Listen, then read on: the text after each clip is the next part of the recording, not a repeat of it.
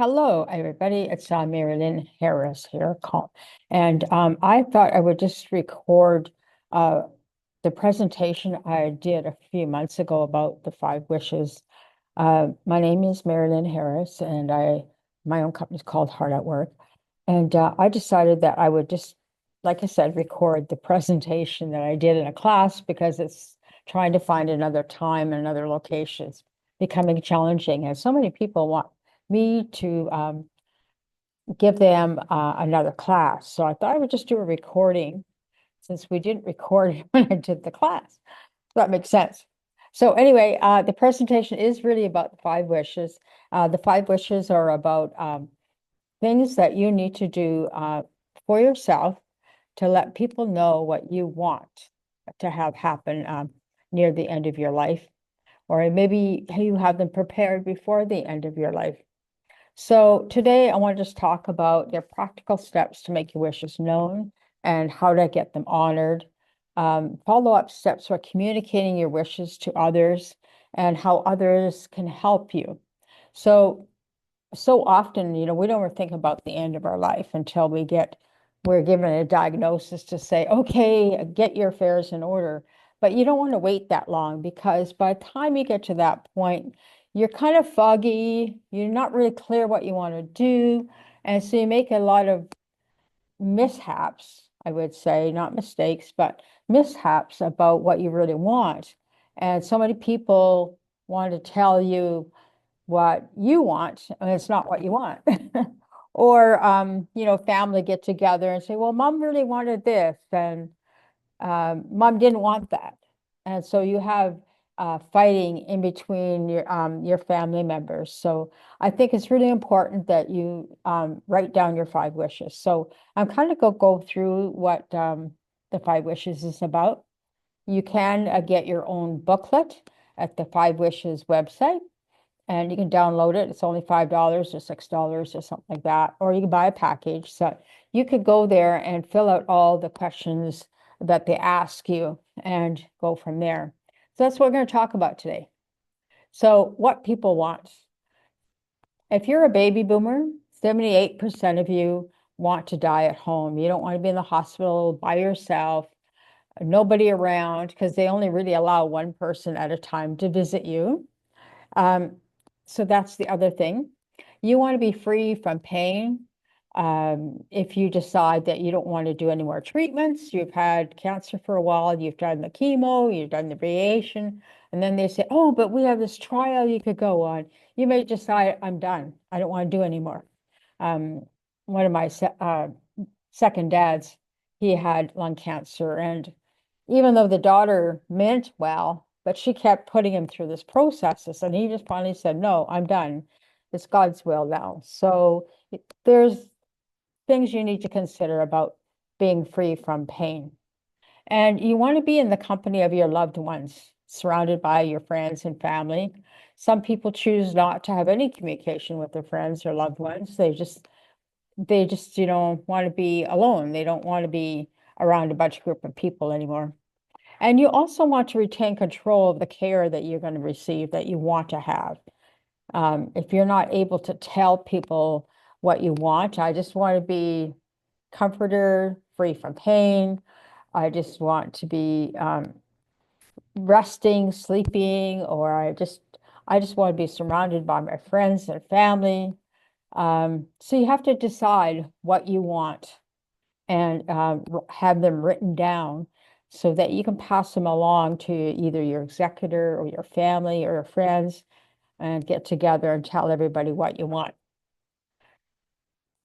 And so the contrast of reality is that less than 25% of Americans actually die at home, although more than 70% say that is their wish. So often family members, they may mean well, but they'll put you in the hospital because they don't want to care for you at home. Um, or maybe they don't want to hire an end-of-life doula to help them assist with that. So, make sure the contrast, what you want and what the reality is, what your situation is. Dying is often unnecessarily painful and isolating. We call that a human death, a good death. And then the other flip side of it is medical death. When you're in the hospital, you get a medical death. You may not have anybody sitting with you. There are programs called Not to Die Alone, but they're not in every city and every country. So that means somebody else will sit with you. The only thing challenge with that, they can't hold your hand, they can't touch you. So you're still kind of by yourself in the hospital. So that's why it is unnecessarily painful and isolating. Only 20 to 30% of the population has actually completed an advance directive. Now, you don't need a lawyer to do an advance directive. You could just go to Five Wishes and get the form and give a copy to your medical. Actually, when you get 65, your hospital or your medical people will send you a paperwork to fill out so you can tell them what you want, like DNR, I don't want to be resuscitated, or I want to be kept comfortable, or I want to try every option there is up there to live longer. So that's really what it's about. So yeah, so you don't really need a lawyer, but I do know lawyers do classes. Um, and some lawyers in California will tell you need a lawyer to do a will. You do not need a lawyer to do a will in California. I don't know what it is for any other state, but in California, you do not need a lawyer. I guess if you want to do a trust, I always recommend that you do get a lawyer to do a trust. But I've been told by some lawyers you don't need a lawyer to do that either. But just it depends what you have and what you need and that type of thing. So that's the contrast of reality. You have to think about, what your wishes are and write them out. Okay, the solution is the Five Wishes. It's a simple format, everyday language, promotes peace of mind so that you have peace of mind that you've expressed what you want, and helps families avoid guessing and feeling guilty because they're not giving you what you want because you've never said anything. Or it gets the care people, if you have care people around you, like caregivers or nurses, it gives them the opportunity to know what you want and what you deserve. And it also tells everybody else what you want and what you deserve to have. So that's what first solution is, like doing the Five Wishes. What are the Five Wishes? Well, the first, it's a living will. Some of them will say it's a directive, but it'll address personal, emotional, and spiritual needs, along with medical and any legal wishes. So, for example, if you have an ongoing medical issue, you want to make sure that people know about it. You want to make sure if you want last rites at the end of life, um, if you uh, it's a great time to gather your family around together and, you know, uh, get everybody to forgive each other and so that you can move on and you forgive them, even if they've never talked to him for 10 years. It's really important. And the Five Wishes was created with the help of the American Bar Association and healthcare experts. So it's not something I made up, but I do believe in my work as a death doula that, or end of life doula, that it's important to know what the person you're caring for wants. It also helps just like I said, having a discussion with friends and family and doctors what you want. It's also distributed by the Aging with Dignity and a network of more than 400 other organizations. It originally started actually with Mother Teresa, and this is what she did. And then somebody came along and said, okay, let's write it up. And it's another tool to promote human dignity. People don't want to be an object on a medical care conveyor belt. And that's what we call a medical death when you're in the hospital. And sometimes, the medicine doesn't work all the time. And sometimes you don't know when to stop. But in your own body and your own self-awareness, whether you want to continue or not. And so it also gives you a guide to have a discussion with your loved ones and your doctors, your care professionals, your healthcare professionals. And it's recognized nationally. Like I said, people say it's the best thing going. And so what it does, Five Wishes does, is addresses each person you want to make healthcare decisions for you when you can't make them up for yourself. So if you can have somebody else take notes, if you can't write them out, but you can tell the other person, write this out, this is what I want. It's kind of like a medical treatment you want or don't want. So that's another thing you can address. How comfortable do you want to be? How do you want people to treat you? What do you want your loved ones to know? Like some people will, I've heard some people say, well, before I go, I want to be roasted. It's sort of like rather than wait till I'm dead and have a roast, have give me a roast. Have all my friends around me and tell me what they loved about me and how they knew me or that type of thing. So that's a good way to let people know what you'd like to have. And sometimes you just want to be by yourself and you don't want anybody else around you. So that's another different thing you could ask for. But if you don't tell anybody, nobody would know. Um, Wish number one, it allows you to name a person to act on your behalf. It's a legal, durable power of attorney for healthcare, often known as a healthcare agent or healthcare proxy, someone you are assigning to speak when you are unable to. So, for example, if you had a stroke and you couldn't speak, this person could speak on your behalf because they would know what you would want or not have. Like, for example, I had a really good friend. She had a stroke, and strokes were very common in her family. And there's a particular procedures the hospitals do to find out where the blockage is. And I know for a fact she would always say, no, never take it, because if you take it, for sure you're going to die. And that was her way.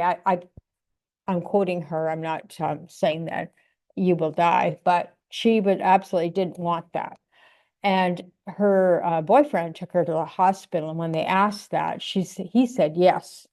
Well, that's something totally against what she wanted or would ever expect to have. But unfortunately, she died that day. And it's funny because I was just talking to her that afternoon before she went into the hospital, and we had a nice chat. So, you have to be sure that you have somebody that's going to speak on your behalf.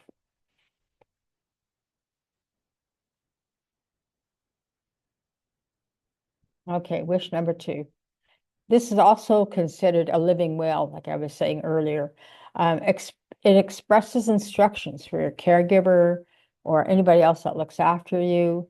Um, Includes examples of life support if you want to be supported through your end of life experience. If you end up in a hospital and you're having a heart attack, do you want a DNR or not? DNR is meaning that you do not want to be resuscitated. Um, or you might say, I do want to be resuscitated. So that could be a life support situation. It gives space to write instructions on personal beliefs because so not everybody has the same belief of what they want and don't want. Push three stresses what you want your pain managed. For example, if you're taking drugs or doing treatments, you don't want to carry on with them anymore, then you can write that down and tell people. It also expresses your choice for types of comfort care. You can cross out or keep items based on your preferences. It's in a booklet and you can just fill it all out and cross it out or don't.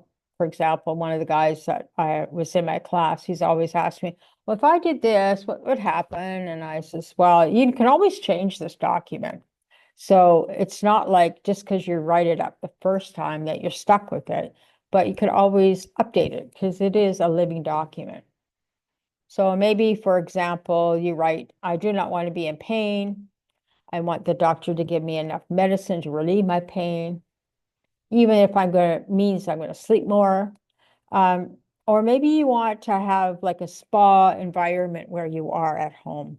so that you can just feel relaxed and stress-free. Wish number 4, you need to write down what you should keep in mind if you become seriously ill. Once again, here we are. You become seriously ill in the hospital with a stroke or a heart attack, and what you want others to know when this happens. Do you want people around you and your hand held when possible in a hospital? Your family can, but nobody, not a stranger, can't touch you, which is ridiculous in my mind, but I didn't write the rules. And if you want prayers said for you, like I said, if you want to have last rites, you want to have a minister come in and give you a blessing, or if you want everybody to pray for you. So you can think about your surroundings, such as pictures of loved ones, um, or pictures of trips you've taken and memorable experiences. You can tell people and write that down, what you want around you at that time when you're ready. So wish number 5. It encourages you to express matters of deep importance. Especially as I was saying, like if you haven't spoke to somebody for 10 years, and families often live apart and they often don't stay in touch with each other. And so I was just talking with a friend of mine who went to a funeral, and I went, yeah, funerals and weddings is after, we all grow up. That's when the only time we seem to get together. But this is a great time for you to express matters of your heart. It allows you to offer love and forgiveness to those who have hurt you. And you're not doing it for them, you're doing it for yourself. So just kind of relieves the pressure, relieves the guilt, and communicates practical matters such as preferences for if you want a memorial, if you want a burial, if you want to be cremated, how do you want to be cremated? There's lots of different ways to have cremation these days. And then signing the 5 wishes. You want to make sure you print your name, read the statement carefully, and then you need to ask 2 witnesses to be present in this statement. And you would sign off the 5 wishes in front of witnesses. And the witnesses don't have to read your wishes. They're just witnessing that you've done the 5 wishes. Some people will take it to a notary to get notarized, but it's not really necessary as long as you have some witnesses knowing that they've seen you do the 5 wishes, you've signed off on it. So after you finish completing the 5 wishes, the booklet's about, 20 pages, I think, and then you could just, like I said, go step by step through the book. And you make copies of the completed 5 wishes for your family, your friends, your healthcare agent. Maybe it's somebody you don't even really know, but you've assigned them as being your healthcare agent, a doctor, or somebody, a health professional. You discuss your wishes with them. You keep it available in your top drawer, not your safe deposit box. They're not going to look for it there. And carry in your wallet. So here's this little card that just says, these are my health directives, this is my wishes, and this is who is going to speak on my behalf. So that's another tool to help people know more about how you want to be cared for. And I guess my thing will go higher. And so additional resources you can find. The 5 Wishes has a video designed to help you how you want to do it, how you want to share.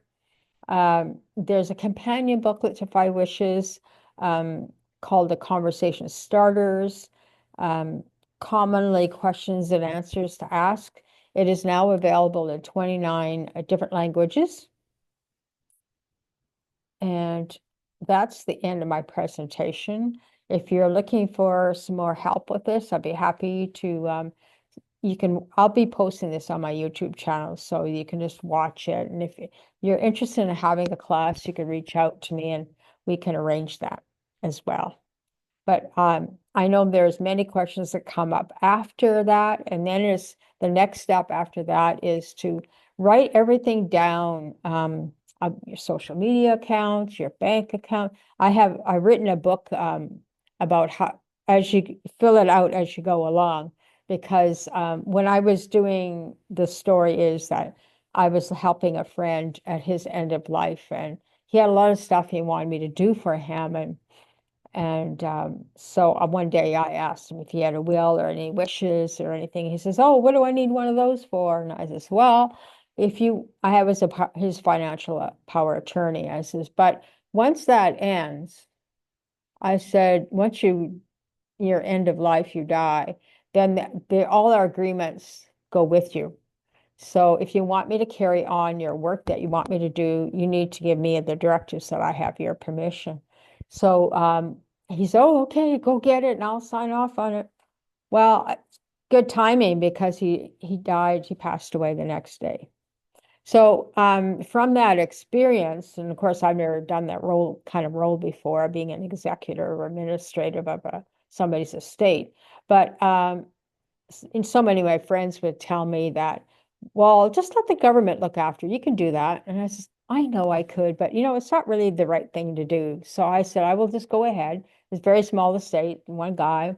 He didn't have a lot, but it was a mess. I had to find everything. I didn't know where anything was really. It was just like finding this, finding that, finding out who's doing what, what's going on. So while I was doing that, I decided I put together a book, a document, a book about what you need to have in that book so you can sign it and hand it over to your executor or somebody who looks after the end of your life affairs. It's very helpful. I didn't have that. And when I did go on Amazon to look for books to help me, the books came back to me blank, empty. There's nothing in there. There's no written anything document what I should be looking for, where I should find things. So that's how I ended up writing my own book. And that's available to you if you're interested as well. So that's the end of the 5 wishes. If there's anything else that I can help you with, please reach out to me. And my information will be on the video. Okay, thanks. Have a wonderful day. Bye.